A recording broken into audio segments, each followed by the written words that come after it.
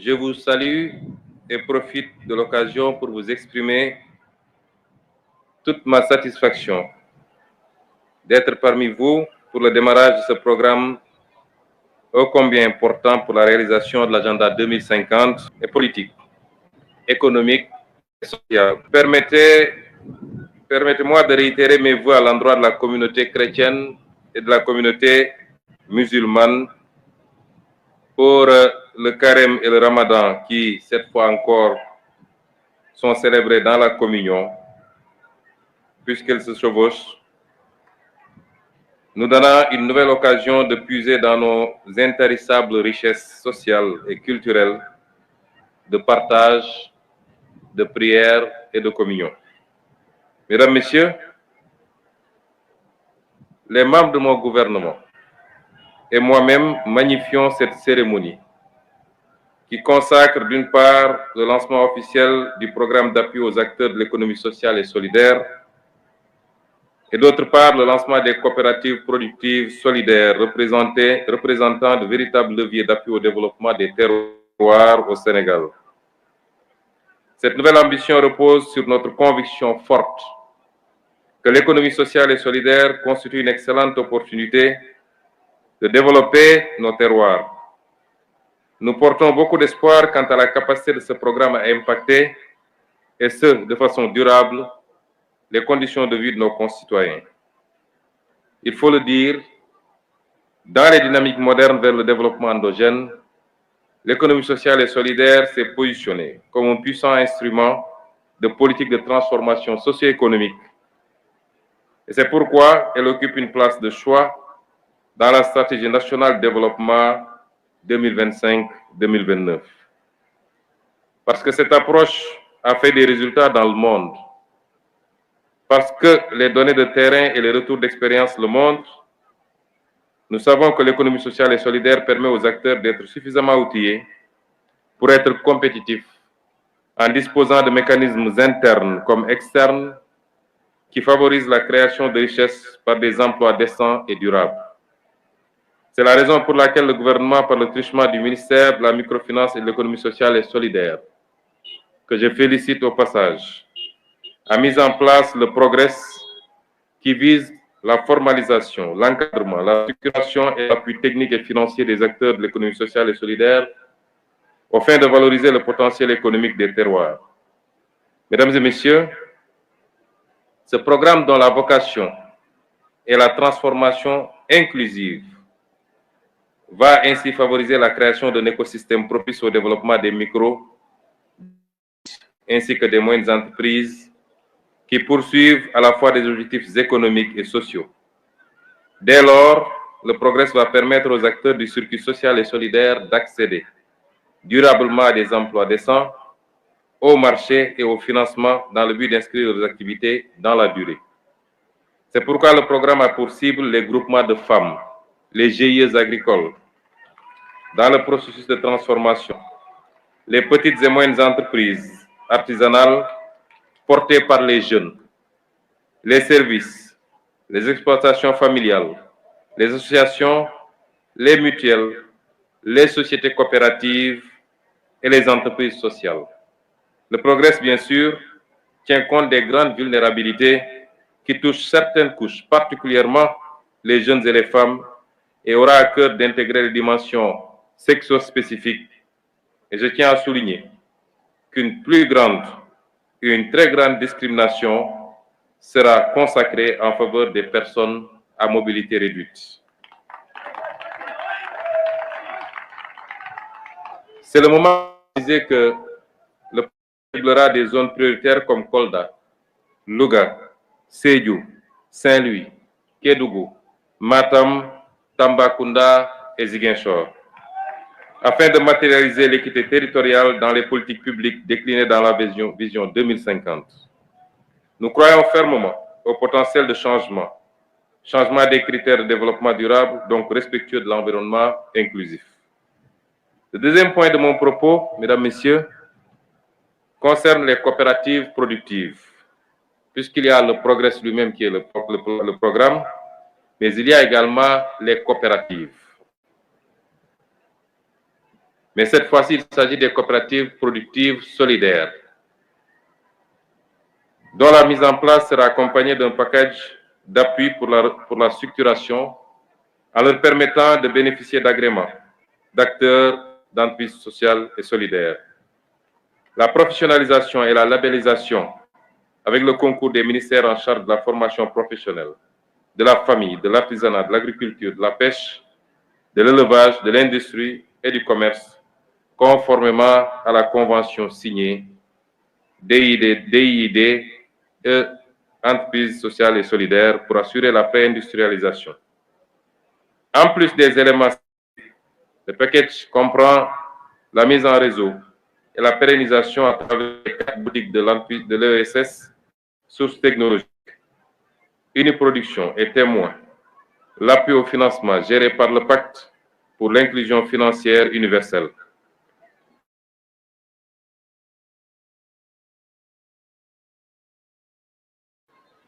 De même que l'appui en matériel d'exploitateurs de l'économie sociale et solidaire. Enfin, le package d'accompagnement comprend la mise en place d'un fonds de mutualisation solidaire pour l'allègement des contraintes sociales des acteurs de l'économie sociale et solidaire et à l'organisation des achats groupés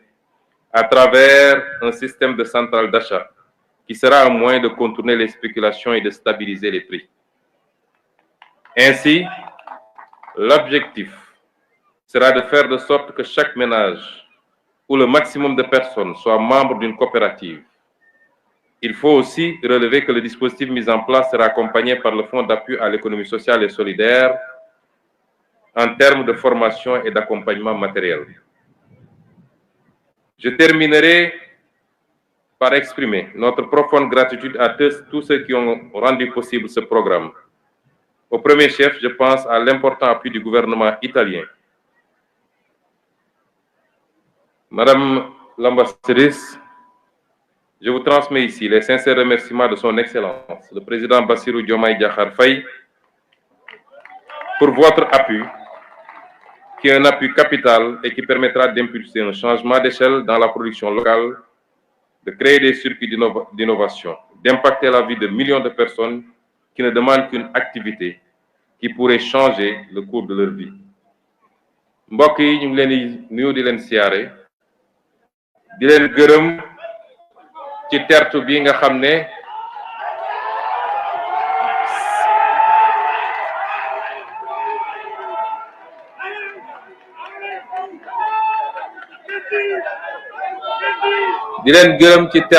xam ne seral na suñu xol di leen jottali nuyoo seen président suñu président di son excellence Bassirou Diomaye Diakhar Faye ak nuyoo mboolem gouvernement bi di leen massawu nag ci naaj bu tàng bi rawatina weer wi ñu nekk waaye lii rek dafa feddali ni kóolute gi nga xam ne moom ngeen am ba fal président Bassirou Diomaye Faye dellu siwaat am kóolute googu ba jox ko lu mu mën a gouverner ci assemblée kóolute googu mi ngi fi ba tey ñu ngi leen ciy gërëm di leen sant te di leen wax ni bu soobee yàlla li ñu diglanteeg yéen te ñu nekk ci bés bu ne incha rabbi dinañ ko dox ba mu mat sëkk te di ngeen ci teg seen bët. dañu wax li jëm ci koom-koom waaye balaa may dugg ci mbirum koom-koom naan wax ni dëkk bi dëkk gu ma xam la yàgg fee ñëw di fi fanaan yeewu am jafe-jafe ci ndox gu ñu sangoo man xam naa problème dëkk bi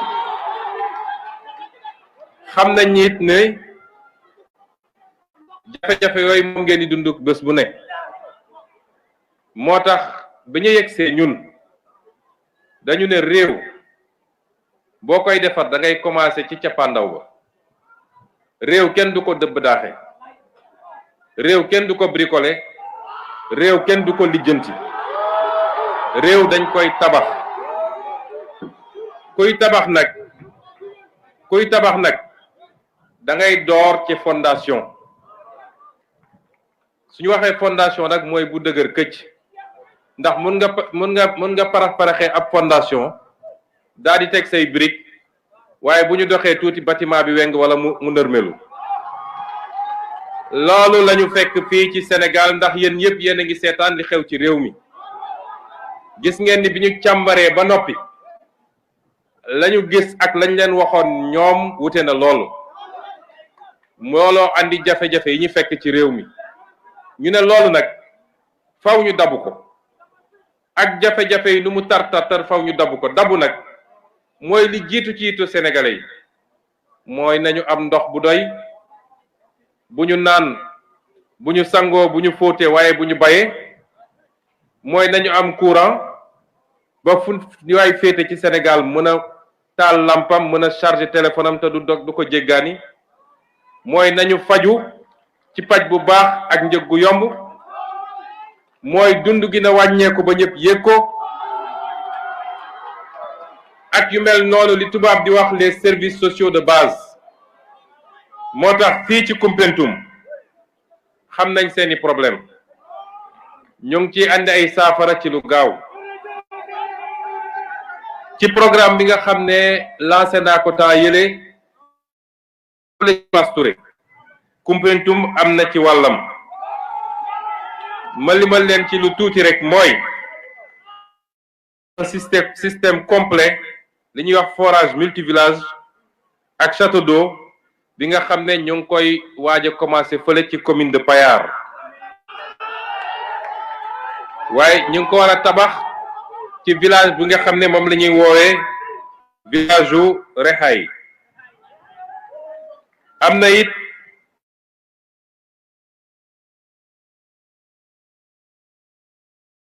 benn forage bu mag F1 boo fa anticiper rek waaye fii ci Koumpentoum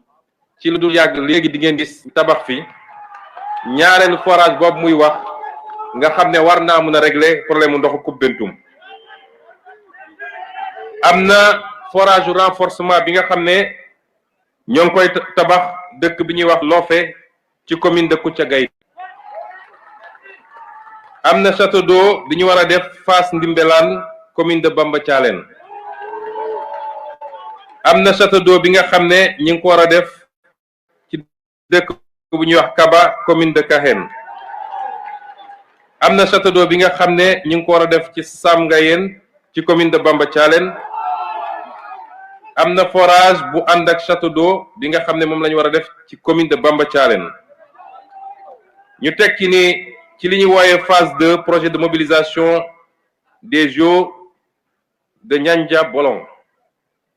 bi nga xam ne Promoren moo koy def moom la président Bassirou Diomaye Faye ñi inauguré fan yi rek ci Koungheul. ñu ne ci programme boobu dina toucher juróom benni commune bu département bi ci li jëm ci mbay mi ak ci napp gi ndax fii mun nañ fi def pisciculture ak yeneen.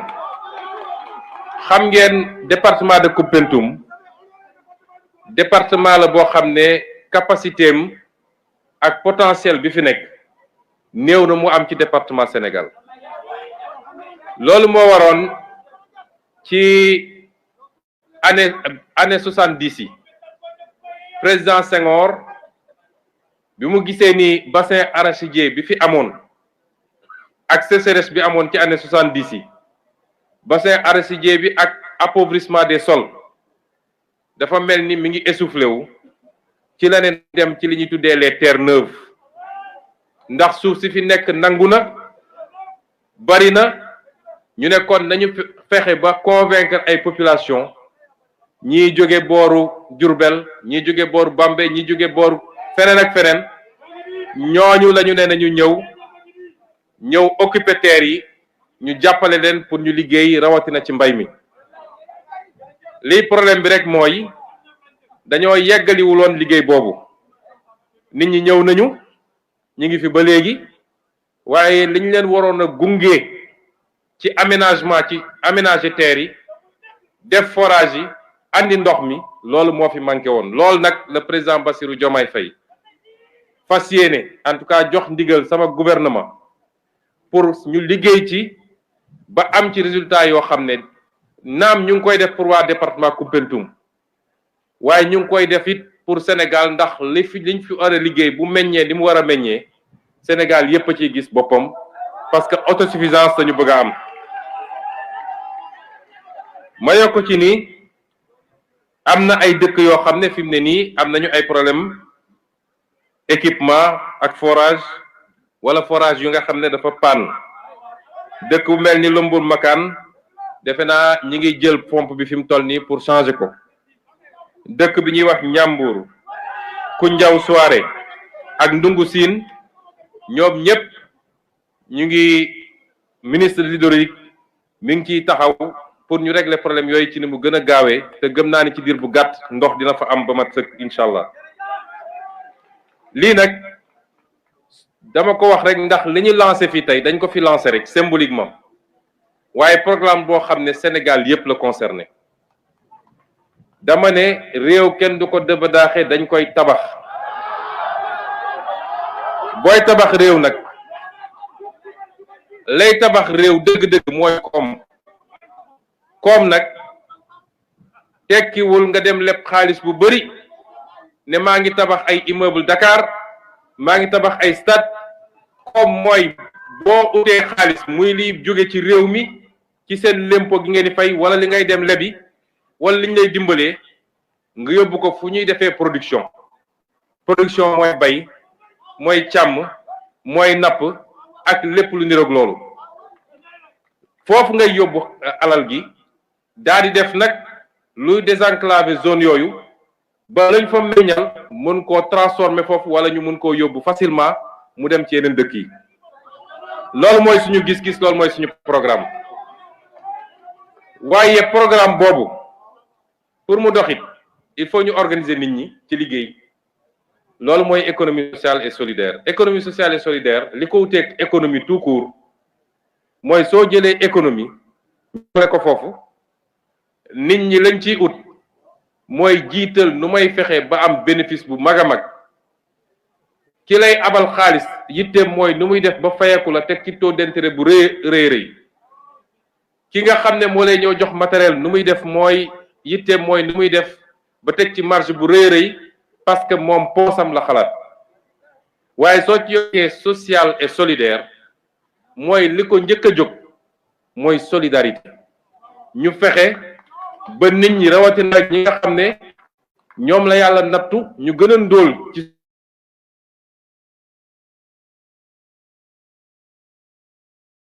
société bi boo xam ne di njëg bu seerul suñ ko mënee def lu ñuy wax sax xardu ay mooy lebal naa la te duma ci teg intérêt li ma la laaj rek mooy fexeel ba fay ndax gore loolu dafa bokk ci gore ndax suñ la lebalee nga fexe ba fay loolu mooy tax ñu mën a lebal sa moroom ëllëg moom it mu dem ñu ne soo koy jox matériel di nga ko jox ci anam boo xam ne du cher wala di nga ko subventionné matériel bi état bi def ci dooleem waaye ñu organiser leen ba ñoom ñu am ay kuréel yu ñuy daje it parce que lu booloo rek moo ëpp doole benn bu ñu demee seen bopp loolu mooy solos économie sociale et solidaire ñu jàpp ni réew mu mel ni Sénégal